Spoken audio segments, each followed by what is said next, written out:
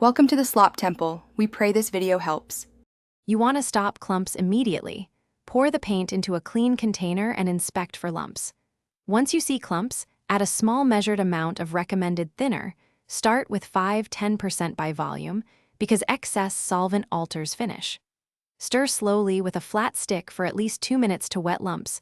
Do not whip air into the mix. Then strain through a 100–200 micro-m mesh to separate remaining solids before proceeding to application or further correction.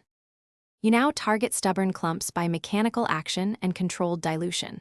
Attach a low RPM drill mixer or use firm manual stirring. Short bursts break agglomerates without aerating.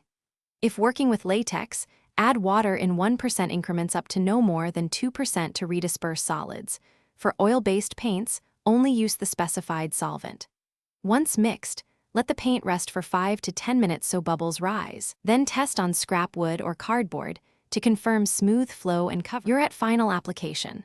Strain the prepared paint into your roller tray or spray cup and apply thin uniform coats to minimize visible defects. Make sure to maintain wet edges and allow full drying between layers. If surface texture persists after drying, sand lightly and recoat. If problems repeat, check the date and smell. Contamination or expired binders cause permanent clumping. One troubleshooting tip: if paint smells sour or has thick skin throughout, discard and replace to avoid adhesion failures. Thanks for watching. Consider subscribing if we helped you.